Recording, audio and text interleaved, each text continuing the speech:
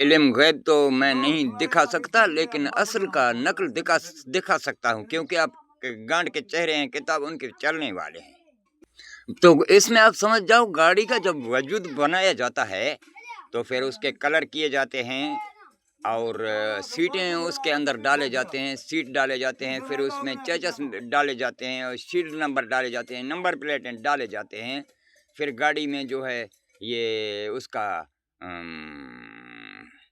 Return file है, पहला page, कापियाँ, transfer उसके डाले जाते हैं। फिर उस ट्रांसफ़र में उसके मालिक का भी नाम डाला जाता है, फिर उसका गाड़ी माना जाता है। फिर आप बोलते हो ना कि गाड़ी की कलर ये है, या इसकी सीट कैपेसिटी जो है इतनी है, और ये मालिक का नाम ये है, सारा गाड़ी के उसी के अंदर ही होता है, वही होता है ओरिजिनल गाड़ी और ओरिजिनल मालिक। तो इसमें आप समझ जाओ, ये जो आपके समंदर के बीच में जो ज़मीन है, ये भी तो अल्लाह की गाड़ी है ना। फिर इस गाड़ी को देखो ना, इसके सीटों के अंदर सामान जो भी डाले जाते हैं, सीटें डाले जाते हैं, चीज़ें डाले जाते हैं, और चेचस हैं से ये वो, तो अल्लाह ने भी इसमें दरख्त हैं, मखलूक हैं, ये वो जानवर हैं, और सारे डाले ना। फिर इसी को बोला था ऐसे, यानी जो सामानों के अंदर में मालिक का भी नाम उसके साथ में होता है। तो इसको देखो, बोला है इधर, एक हैं जानवर चलने फिरने वाली मखलूकें, एक हैं चलने फिरने वाली मखलूकें, ये हो गया एक। एक हैं और सब सब्ज़कारियाँ वाली मखलूकें, दरख्त हैं, फूल और फसलें, और एक हैं परिंदे उड़ने वाले, और एक है ज़मीन है जो हमेशा जमा हुआ है।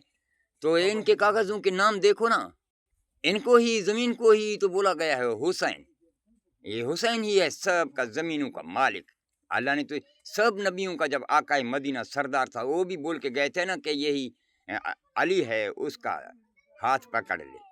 फिर इस अली को ही बोला गया है, फिर बेटे को बोला गया है हुसैन। हुसैन का मतलब हेलीकॉप्टर का सैन को बोला जाता है हुसैन। तो हेलीकॉप्टर को ही बोला जाता है अली का पुत्र। देखो ना, ज़मीन के चीज़ों को ही बोला है, मालिक का नाम लिख दिया है कि बोला है हुसैन। है का मतलब हैवानात, यानी ये चलने फिरने वाली मखलूकें, जो उनसे जीव ये जानवर हैं, और ये भेड़ बकरियां, और भैंसें और इंसान, ये सारे हैं चलने फिरने वाले। ये हो गया, यानी कि हैवानात से ही है।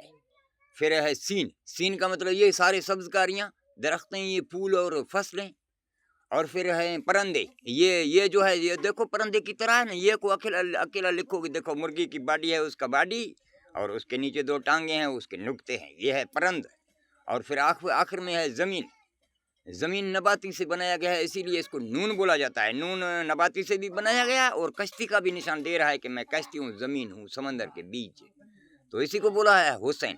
अब देखो, ये मेरे नाम पर हैं, या आपके अंग्रेज़ों के नाम करें 2 नंबर, या आपके पैगंबरों के नाम पर है, ईसा के नाम पर है, या कि तेरे किसी के नाम पे, आका मोहम्मद के नाम पे भी नहीं है। उसने खुद नहीं बोला था कि ज़मीनों का वारिस वो है। अल्लाह की जौन सी भी ज़मीन है, सबका हम इंचार्ज है। अभी देखो ना, इसको बोला है बलोच। बे का मतलब बहर, समंदर, यानी समंदर का कभी आपने गैब देखा है कि कितना बड़ा है, कितना इसकी नाप है? गैब है ना अल्लाह का। अल्लाह ने बोला था ना, मैं गैब हूँ। तो बे बोला जाता है बहर को। लाम का मतलब उसकी लाएँ, यानी उसकी लामहदूदियाँ, और उसके गैबें, और उसके ख़ज़ाने। इसको बोला है बे और लाम। बे का मतलब बहर, लाम का मतलब उसके गैबी ख़ज़ाने। और फिर चे है, चे का मतलब यानी उसकी चाबी वाला वही है ना। फिर तू कैसे नहीं बोलेगा कि अल्लाह बलोच नहीं है?